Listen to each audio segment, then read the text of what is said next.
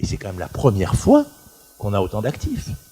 On a créé 4,5 millions d'emplois depuis 1980 dans ce pays. En plus des chômeurs, parce qu'il y a de plus en plus d'actifs. Mais est-ce que vous savez par exemple que dans les 4,5 millions d'emplois qu'on a créés, il y a 1 million d'hommes et 3,5 millions de femmes. C'est-à-dire que dans nos sociétés, il y a à la fois des problèmes de production, on le voit bien, incontestablement, mais il y a aussi le fait que les femmes, depuis 68, ont massivement le désir de l'indépendance économique et du travail, et que c'est une très bonne nouvelle. Mais qui nous dit que les entreprises ont besoin de ce désir féminin du travail? En fonction de quels critères le désir d'une société de travailler correspondrait à l'intérêt des forces de production? Ça ne se passe dans aucun pays d'Europe. Je m'excuse, aucun.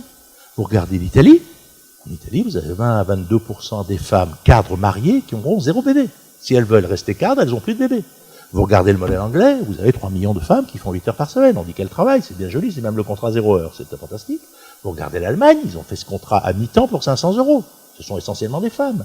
Donc la question, elle est que, quand une société a des ruptures culturelles considérables, est-ce que c'est aux entreprises de les gérer? Est-ce qu'elles savent? Même, elles ne savent pas. Elles ne savent pas.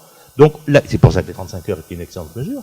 C'était une mesure qui avait été pensée par la CFDT pour le partage du travail dans les couples. C'était pas du tout une mesure économique, c'était une mesure féministe. Moi, j'ai travaillé avec Edmond Maire, que j'ai conseillé à un moment.